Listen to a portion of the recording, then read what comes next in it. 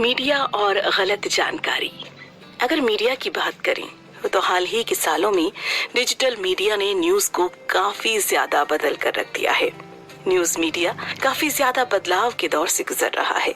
कुछ बदलाव तो अच्छे हैं, लेकिन कुछ बदलाव हमारी सोच का फायदा भी उठा रहे हैं। इस किताब में लेखक बताते हैं कि आज के समय न्यूज प्रोड्यूसर के लिए सच को दबा देना कितना आसान हो गया है, या फिर उसे मोड़कर कुछ भी दिखा देना। आपके दिमाग को मीडिया के लोगों ने पढ़ लिया है। इंटरनेट के दौर के पहले मीडिया काफी छोटा हुआ करता था। कुछ टीवी चैनल्स थे और फिर कुछ अखबार या मैगजीन, लेकिन अब बात कुछ और ही है। आज के समय में सभी के पास इंटरनेट की सुविधा है। आपको अब न्यूज आपके मोबाइल स्क्रीन पर मिल जाती है, वो भी कहीं भी और कहीं से भी आ जाती है। आज के समय में सभी के पास मोबाइल है, डिजिटल कैमरा भी है। कोई कहीं से भी ब्लॉग लिख सकता है, रिकॉर्ड कर सकता है। मतलब जानकारी सबके पास और साधन भी। आज के दौर में अपने चैनल के सभी संपादक भी हैं। इसके साथ फेक न्यूज भी बढ़ चुकी है। कोई भी अपना ओपिनियन लिख सकता है, भले ही वो गलत ही क्यों ना हो। एक राइट विंग अमेरिकन ग्रुप है जिसका नाम है स्विफ्ट बोट वेटरन। इन्होंने साल 2004 में कैंपेन चलाया था। राष्ट्रपति के चुनाव में इस ग्रुप ने जॉन कैरी का विरोध किया था। इस ग्रुप ने जॉन के खिलाफ कैंपेन चलाया था। वियतनाम वॉर को लेकर ग्रुप के अनुसार कैरी एक गरीब सैनिक है, वो इस तरह के सम्मान के लायक नहीं है। ये दावा सच नहीं था। इसके प्रूफ के तौर पर कई सारे डॉक्यूमेंट मौजूद हैं। इस गलत जानकारी के बावजूद ये ग्रुप अपनी मंजिल तक पहुंच गया और कैरी को नीचे उतरना पड़ा चुनाव से। ग्रुप के मैसेज को कोई मेन स्ट्रीम मीडिया तवज्जो नहीं दे रहा था, लेकिन इन्होंने वेबसाइट बनाई और कई तरीकों से अपने मैसेज को आगे भेजते रहे। अंत में जॉर्ज डब्ल्यू बुश ने वो चुनाव सिर्फ 2 पॉइंट से जीत लिया था। आज के समय में तो इंटरनेट इतना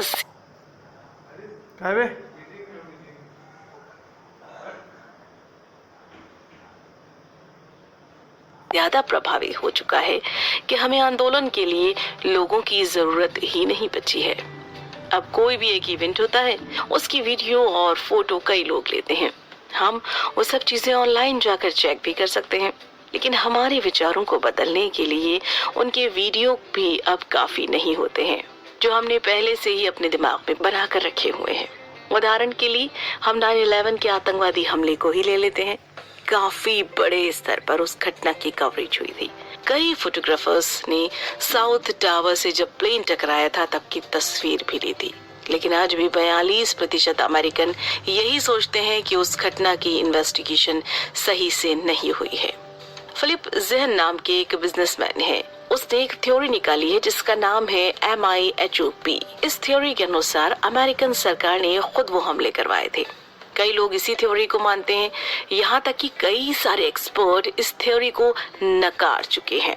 पता नहीं है कितने वीडियो सामने आ चुके हैं, लेकिन लोग जो मानते तो हैं। इस उदाहरण से लेखक ये बताना चाहते हैं कि किसी की सोच बदलने के लिए हर बार वीडियो प्रूफ भी मान्य नहीं होता है।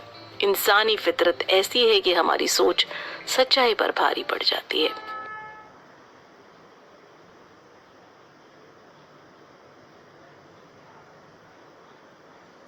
दूसरा सबक, हम हमेशा उस सच की तलाश में रहते हैं जो हम मानते हैं। हमारी मान्यता या फिर कहें बिलीफ हमें इस कदर मजबूर कर देता है कि हम ये भी फैसला कर लेते हैं कि हमें पहले क्या देखना है। हम उसी तरह की चीजें देखते हैं जो हमारी मान्यताओं से मेल खाती हैं। इस पर साल 1967 में रिसर्च भी हुई थी। क्या लोग कैसा रिएक्ट करते हैं जब उनके सामने उनकी मान्यताओं से अलग चीज परोसी जाती है। उस रिसर्च का रिजल्ट भी यही था।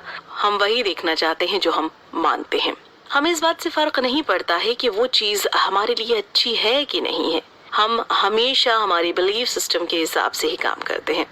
इस सिस्टम से कई बार हम मुसीबत पे भी फंस जाते हैं। क्रिस्टीन इसकी एक दुखद उदाहरण है। वो ये सोचती थी कि HIV से एड्स नहीं होता, यहाँ तक कि उनको खुद HIV हो चुका था। तब भी वो अपनी मान्यता को ही मानती रहीं और अपनी बच्ची को स्तनपान भी करवाती रहीं।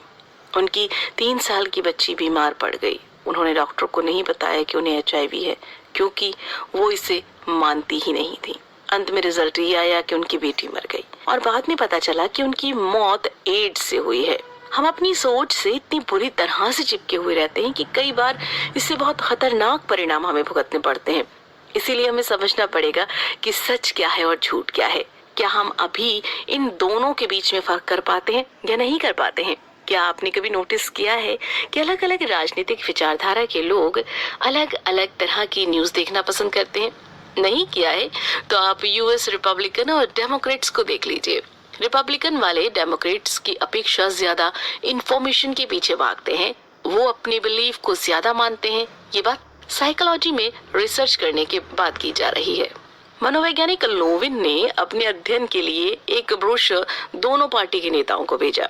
इस ब्रोशर में अलग अलग तरह के मैसेज थे। लोविन ने अपने अध्ययन में पाया कि डेमोक्रेट्स ने हर तरह के ब्रोशर के ऑर्डर दिए, लेकिन रिपब्लिकन्स ने सिर्फ वैसे ब्रोशर के ऑर्डर दिए जो उनके बिलीफ सिस्टम के हिसाब से मजबूत मैसेज देते थे। आज के दौर में भी आप ये देख सकते होंगे कि हर पार्टी की या फिर हर इंसान की एक सोच होती है जिसे हम विचारधारा भी कहते हैं। इसी विचारधारा के अनुसार लोग काम करने लगे हैं। खास बात यह है कि रिपब्लिकन और डेमोक्रेट्स दोनों ही पार्टियां अलग अलग तरह की खबरें देखना पसंद करती हैं, लेकिन दोनों ही पार्टियां ये समझती हैं कि मीडिया उनके विपक्ष के साथ काम करती है। दोनों पार्टियां ये मानती हैं कि मीडिया दूसरी तरफ झुकी हुई है और इस बात का पुख्ता सबूत किसी के पास नहीं है। तीसरा सबक, क्या न्यूज चैनल भी प्रोपेगेंडा चलाते हैं? गलत जानकारी को फैलाना बहुत आसान हो गया है, लेकिन किसी भी मीडिया संस्थान को अपनी विचारधारा को लेकर सतर्क रहना चाहिए। सबसे जरूरी है कि न्यूज चैनल को ये कोशिश करनी चाहिए कि वो किसी भी कठिन विषय को अपनी विचारधारा के अनुसार ना घुमाए, बल्कि सच को सच ही रहने दे। अगर आप न्यूज देखेंगे तो आपकी फेवरेट फुटबॉल टीम कोई चैंपियनशिप जीत गई है तो उसे आप कहीं और से भी कंफर्म करेंगे। अगर टीम का खराब साल रहा होगा तो अगर ये खबर गलत निकली तो फिर आप कभी उस चैनल पर नहीं जाएंगे। इसीलिए न्यूज चैनल्स को फैक्ट्स के साथ खिलवाड़ नहीं करना चाहिए, क्योंकि अब कंफर्म करना आसान हो गया है तो फिर न्यूज चैनल कभी भी अब हाई फीडबैक टॉपिक के साथ खिलवाड़ नहीं करते हैं। इस बात में भी कोई दो राय नहीं है कि न्यूज चैनल रियल फैक्ट्स को दिखाकर अपनी गलत आर्ग्यूमेंट्स को प्रूव करते हैं। ऐसा करते हुए आप कई चैनल्स को देखते होंगे। कई बार मीडिया सीधे तौर पर इफेक्ट कर देता है, लेकिन कई बार चीजें प्लांट की जाती हैं। ये प्लांट करने का काम पीआर फर्म्स का होता है। ये कैंपेन चलाते हैं और उस कैंपेन को इस तरह से प्रस्तुत किया जाएगा कि आप गलत चीज को भी सही मानने पर मजबूर हो जाएंगे। आधिकारिक तौर पर नहीं, अनआधिकारिक तौर पर ही सही, लेकिन पीआर फर्म हमें इफेक्ट तो कर जाती हैं। इसकी चोट ऐसी होती है कि दिखती भी नहीं है और दर्द भी बहुत देती है। प्रोडक्ट के लॉन्च होने से लेकर उसके आपके दिमाग में बैठाने तक का काम पीआर फर्म्स करती हैं। किसी नेता की इमेज चमकाने का काम भी पीआर फर्म्स करती हैं। 1990 के दौर में यूएस में नए नियम बने थे। इन नियमों के आने के बाद सिगरेट कंपनी को काफी ज्यादा नुकसान हो रहा था। यूएस की एक तंबाकू की कंपनी है आरजीआर। ये कंपनी वहाँ की दूसरी सबसे बड़ी कंपनी है। इस कंपनी ने उस दौर में अपने पीआर डिपार्टमेंट को एक्टिव कर दिया था। उन्होंने एक कैंपेन चलाया जिसका नाम दिया गया चॉइस। इसकी टैगलाइन थी, स्मोकर्स भी नॉन स्मोकर्स की तरह ही सोसाइटी का हिस्सा हैं, स्मोक करना उनकी चॉइस है। हर जगह आरजीआर का प्रचार हो रहा था, लेकिन ये कैंपेन फेल हो गया। इसके पीछे का कारण था कि स्मोकर्स ने खुद ही सिगरेट कंपनी का विरोध कर दिया था। आरजीआर कंपनी को पता चल चुका था कि उनका कैंपेन फेल हो चुका है, लोगों ने इसका विरोध किया है, ये फैसला कंपनी का गलत निकल गया था। फिर कंपनी ने एक और कैंपेन डिजाइन किया। इस बार ये थोड़ा छोटा कैंपेन था और इस कैंपेन को उन्होंने नाम get the government of our backs. ये कैंपेन इसलिए नहीं था कि आप स्मोकिंग करें, बल्कि कंपनी की नीतियों को लेकर था। उनका कहना था कि सरकार ने आज सिगरेट पर पाबंदी लगाई है, कल शराब पर लगा देगी, फिर फास्ट फूड पर भी लगा देगी। ये पता नहीं कि किन किन चीजों पर पाबंदी लगा देगी। इस कैंपेन के द्वारा इनडायरेक्ट तरीके से कंपनी लोगों पर टारगेट कर रही थी। बात सिंपल सी इतनी है कि लोगों को पता चले या ना चले, लेकिन लोग पीआर के चंगुल में हमेशा ही फंस जाते हैं।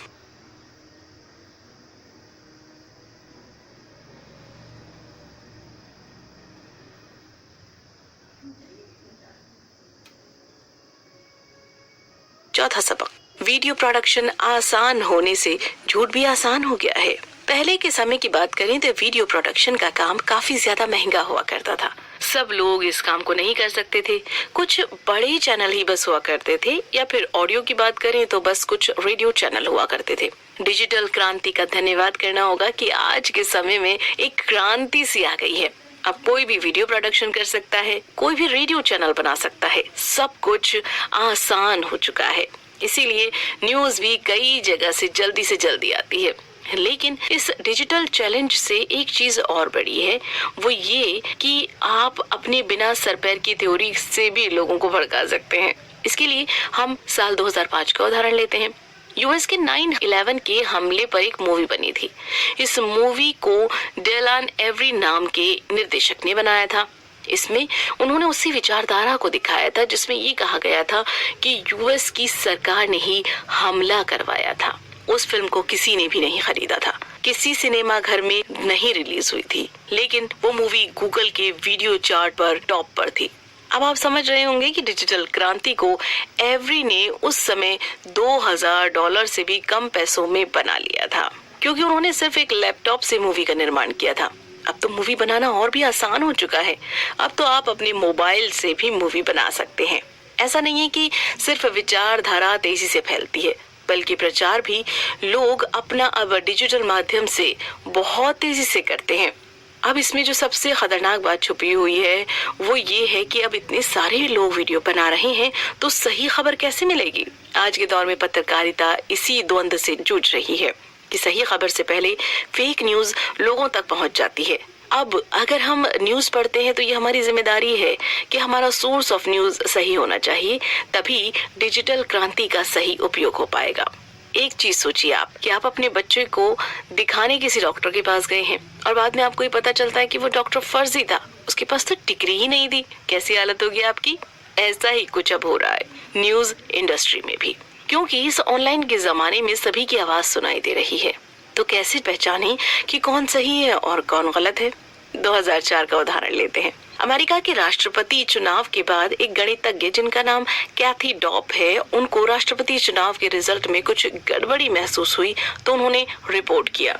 उन्होंने कंप्लेन किया कि रिपब्लिकन्स ने हैक कर लिया था चुनाव, और इस बात को उन्होंने ऑनलाइन पोस्ट कर दिया था। उनकी कैलकुलेशन सही थी लेकिन इंटरप्रिटेशन गलत इसीलिए था क्योंकि वो राजनीतिक वैज्ञानिक तो थी नहीं। कई सारे एक्सपर्ट्स ने उनके व्यूज को नकार दिया था, लेकिन उनकी खबर इतनी ज्यादा फैल चुकी थी कि कई लोग भ्रमित भी हो गए थे। मतलब साफ है कि आज के डिजिटल समय में गलत चीजें भी वायरल बहुत जल्दी हो जाती हैं। टीवी एक्टर डॉक्टर फॉक्स कहते हैं कि आप कोई भी चीज जिस लहजे में कह रहे हैं वो हमेशा आपके कंटेंट से भी ज्यादा महत्व रखता है। एक रीडर और एक व्यूअर के तौर पर आपकी एक बड़ी जिम्मेदारी बनती है कि आपके पास कोई भी न्यूज आए, चाहे आपने वो किसी मशहूर न्यूज चैनल पर ही क्यों ना देखी हो, या कोई भी व्हाट्सएप फॉरवर्ड आए, तो आप उसे फॉरवर्ड करने से पहले या उसे सही मानने से पहले उसकी बहुत अच्छी तरह से छानबीन जरूर कर ले।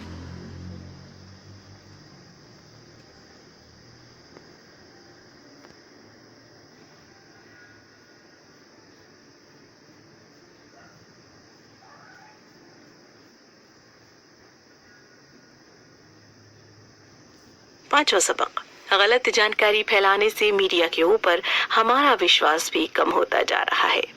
सबसे बड़ा सवाल खड़ा होता है हमारे सामने भी और मीडिया के सामने भी कि इतनी गलत जानकारियों का हमारी रोज की जिंदगी पर क्या प्रभाव पड़ रहा है।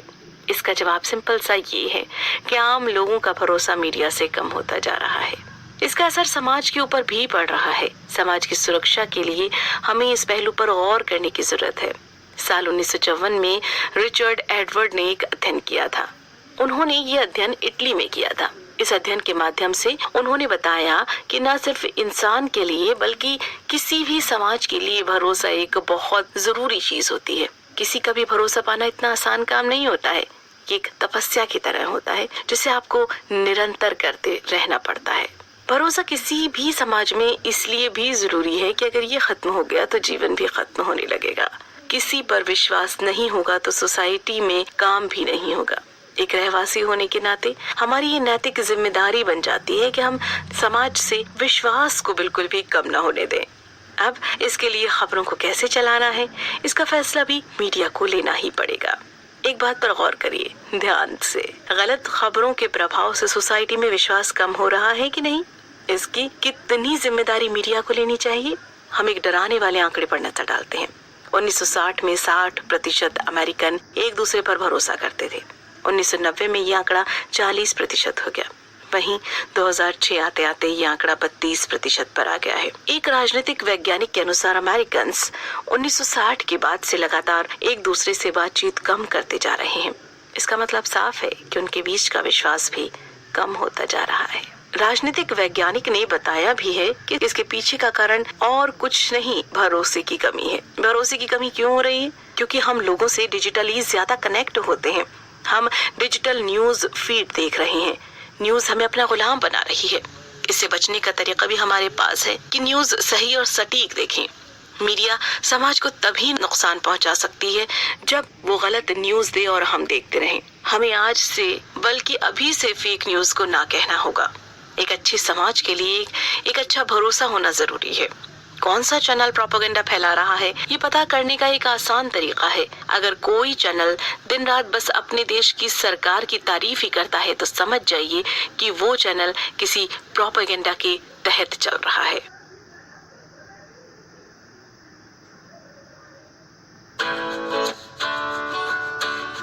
कुल मिलाकर अगर आप आज की मीडिया पर नजर डालेंगे तो आपको काफी ज्यादा निराशा ही देखने को मिलेगी। आज की मीडिया में विचारधारा का बोलबाला है। मीडिया को जज नहीं बनना चाहिए, लेकिन आज मीडिया फैसला पहले ही सुना देती है। आज के समय में मीडिया ट्रायल आम सी बात हो गई है। हर मीडिया हाउस के पास फर्जी एक्सपर्ट्स की फौज है जो किसी भी मुद्दे को उठाकर गलत तरीके से आपके सामने पेश कर देंगे। खुद को और अपने समाज को ऐसे मीडिया से बचा कर रखिए। अब ये हमारे ऊपर निर्भर करता है, क्या हम भी ऐसी खबरों में आकर खुद को नीचा गिरा देंगे। जितनी जल्दी ये मीडिया बदल रहा है, हमारा भरोसा भी उन पर कम होता जा रहा है। अगर आपकी सोच दूर की है तो आप समझ सकते हैं कि इसके परिणाम कितने खतरनाक होने वाले हैं। क्या करें? कई बार या अधिकतर बार लोग इसलिए किसी के बहकावे में आ जाते हैं क्योंकि उनका व्यक्तित्व काफी आकर्षक होता है। इसीलिए जरूरी नहीं है कि जो अच्छा दिखता हो वो सच्चा भी हो। आपने सुना ही होगा कि सच हमेशा कड़वा होता है। इसीलिए सच के पास जाने की कोशिश करिए, ना कि झूठ के जंजाल में फंसने की। यहाँ बहुत से ऐसे लोग हैं जो सफेद कपड़ों में झूठ बेचते हैं। इसीलिए अगली बार किसी को सुनिएगा तो ध्यान दीजिएगा कि वो क्या बोल रहा है, उसकी शक्ल सूरत कैसी है, इससे कुछ लेना देना नहीं होना चाहिए। अब आपको ये तय करना होगा कि सुंदर झूठ चाहिए या कड़वा सच। चलते चलते एक बात और, किसी भी कैंपेन से जुड़ने से पहले उसके पीआर को देख लीजिए। पीआर के चंगुल में अब आपको नहीं फंसना है। सत्य, सटीक और सुंदर जीवन के लिए दिमाग खोल लीजिए।